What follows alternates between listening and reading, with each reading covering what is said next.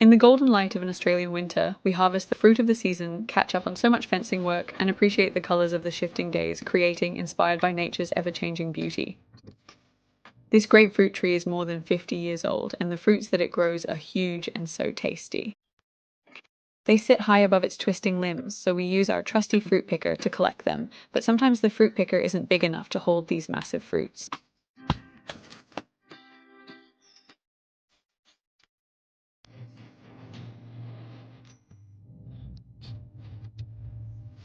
It's like a massive football. That is so much fruit. Winter is the season of abundant fruit here, especially citrus.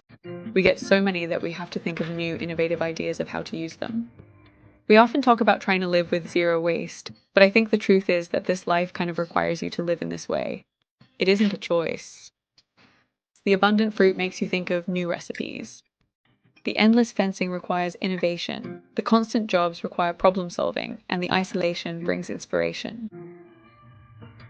In the season of citrus, I always think of the cliché, if life gives you lemons, make lemonade. But here on the farm, I think the saying should be adjusted more to, if life gives you lemons and oranges and mandarins and tangerines and grapefruits that are bigger than your head, then innovate. Each year we try to think of new recipes.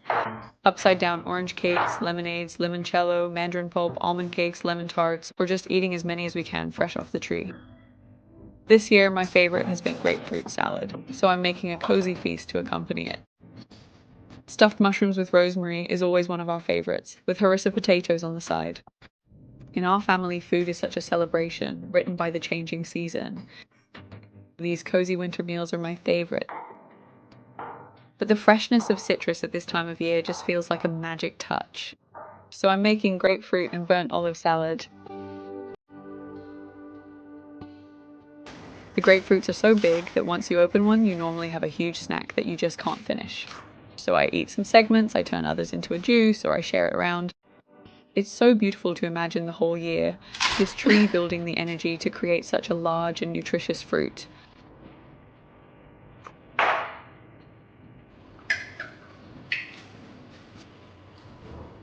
Thinking of these random ways to use our fruit is always a little way that we like to live with zero waste.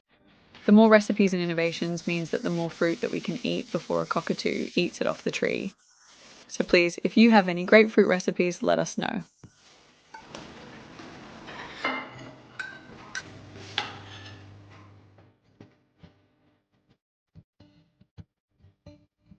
This winter we're trying to finish the big job of fencing the largest paddock for the goats. At the moment, only the sheep can go on this paddock, so it would be amazing to get the goats on this side of the farm too. When we're out doing farm work, we're normally in the middle of nowhere and it's always hard to get home. If we run out of battery on our tools, which is always, it's a long way home and it kind of ruins our fencing jobs. So we like to bring a portable power station with us. This is the Encosolic C1000 and it has 9 charging ports with 1800 watt output power, so it's capable of charging multiple devices all at once. So we can charge our tool batteries, our chainsaw battery, my phone all at once. And we never have any of those moments where we can't finish the job because we've run out of tools. And the Anchor itself is also able to recharge super fast. You can plug it into a wall, a solar panel, or even your car charger. When ultra-fast mode is activated, the C1000 can be fully charged in only 58 minutes, which is 27.5% faster than other portable power stations with the same capacity rate. And it recharges to 100% in just 1.8 hours with 600 watt solar input, which is 40% faster than other similar products. Why I love this power station is because it's built to last for over a decade, even if you're using it every day. They have a long-lasting technology called the Infinity Power TM, and that combined with LiPo4 batteries, durable electronics, and a smart temperature control system that monitors its temperature up to 100 times per second, the C1000 is built to last. You can check out the link in our description for more information. And thanks again to Anchor for sponsoring this video. I charged this at home with a solar panel and now it took all of the sun's energy and it's able to charge my tools with it. And I find that so cool. And of course it can power my car as well. This tree is in the way because the borers have eaten it out so that it's completely snapped off. So before they go to the rest of the tree and kill the whole tree, I'm gonna chop off this and hope that I get the insects inside. I've never changed a chainsaw chain before, so I'm a bit stressed. I don't know what I'm doing. Of course, one job always leads to the next, and even though we came here to fence, we ended up trying to save this tree, which means we need to put the chain on the chainsaw first, but this is just the joy of a farmer's life. No job is simple, and no list is easily ticked off. There will always be 1,000 jobs that you haven't even thought of yet. I put the chain on the wrong way, but Mum helped me, and I think we've got it the right way now, and I think it'll work, but I'm always scared to chainsaw. So there's obviously a borer in here. So the trick is that you can kind of see where they've drilled through the tree and how far they've got, and they'll continue and kill the whole tree. So if I just keep cutting and I keep seeing a hole in it, then I haven't got the borer out yet. But the moment that I don't see a hole, then the borer is in the dead wood above. The tree is super dead everywhere, so I think I'm going to just try it here, see if we get the borer there.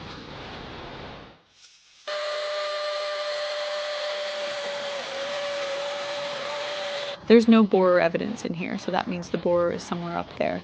So the rest of the tree is saved and it won't get eaten by a borer and die. Finally, we're off to actually start the job that we came here to do. We can only drive into this paddock when it's dry because there's no real access road and it gets very boggy. So this dry season is the perfect chance to get onto all of the fencing that we've been meaning to do. This job is fixing up this fence line. I'm going to get all of the weeds with this digging bar, and Mum's going to be cutting it with a reciprocating saw. This fence line is one of the last that isn't yet goat-proof.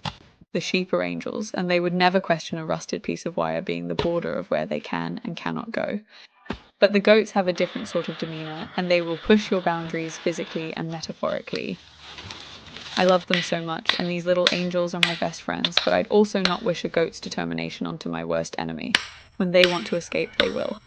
So we're replacing this old mesh with a new layer so that the goats can't escape through here. You should have your flevis on.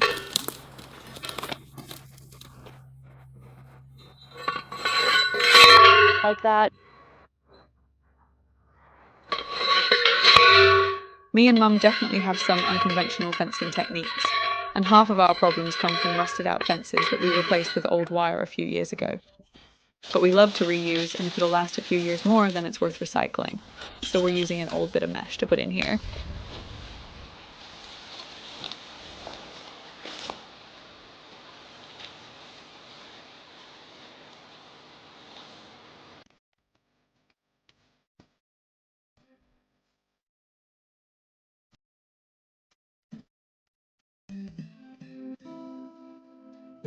So this is the skirt that Julia got for me from a garage sale, and she got it really cheap because it has a big problem with it. It's broken and it's badly made. So those are two things that I kind of like because it makes it a fun job for me. Firstly, the waistband is just like one of these like tie-up ones. I don't know, maybe the elastic came out and someone put a ribbon in there. So that's not working. It's also quite big, I think, and then also someone cut a hole out of the hem, which is really sad because it's this beautiful Indian block print and then there's just a big hole cut out of it. But I'm going to fix it up and I'm going to make it into a cute wearable skirt for myself, so it's going to be pretty easy. I think first job is fixing up this hem because it's the worst part I'm going to on this side.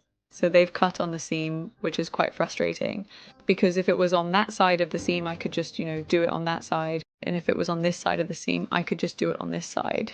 But it's on both, so it's a bit of a problem, but I'm going to just like fade this one into the seam. So just like slowly over here, take it up just so that it kind of gets taken into the seam. And then on this side, I'm going to take it all the way up. And then I'm going to gain a little bit of fabric, which I might make a top out of. And that way there's no gap. And then I'll just join them.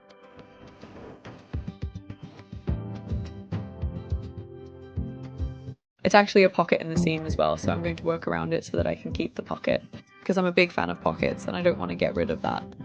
Now I'm just going to unpick the waistband, which is going to take a really long time. I'm so glad I found my unpicker. I was going to start this project without an unpicker because I've lost it, and if I had, I would have given up a very long time ago.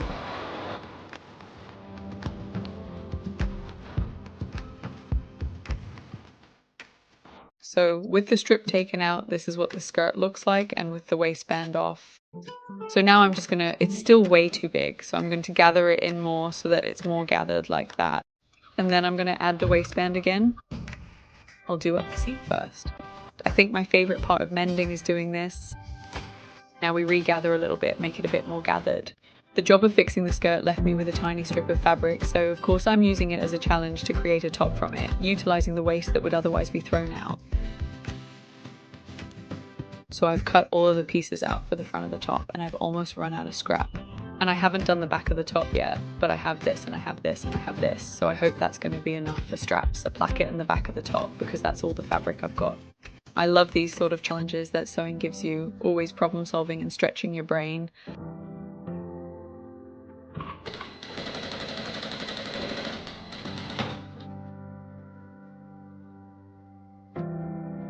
The red cedar's leaves are turning, which is the first sign of the turn of the season.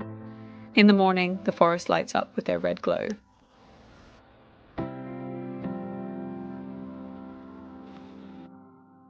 The red cedar is just starting to get its leaves back, and it's the most beautiful thing. It gets these red shoots of new growth.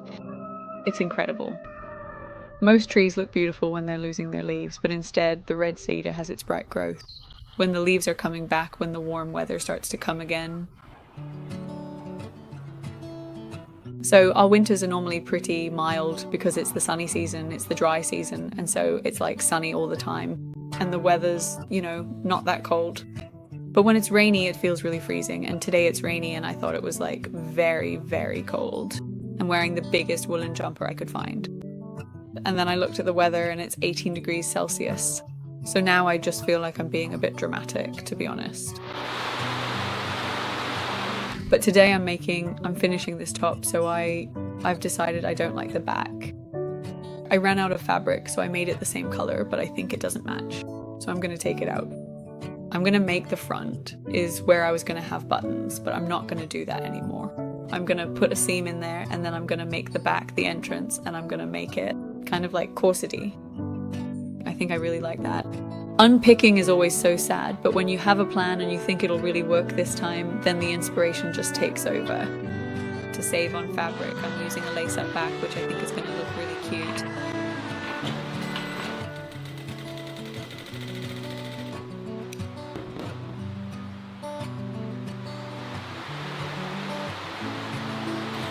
The final step is binding the bottom of the top, and then it's all ready.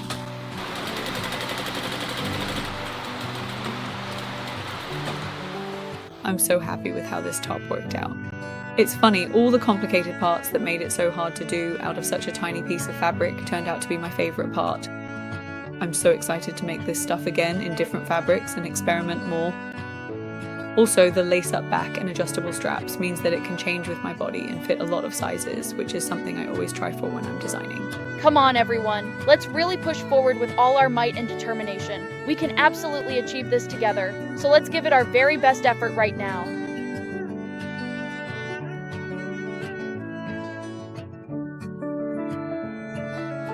I'm collecting the goats from their afternoon of eating lots of food.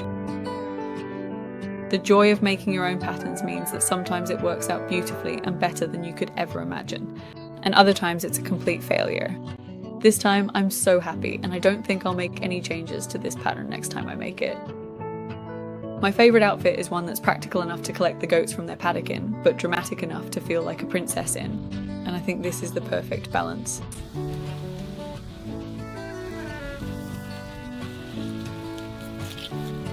I think I've come too early. None of them are ready to go home yet. You can never tell a goat what to do. You have to follow their routine and they don't want to go home. Come on, it's time. Or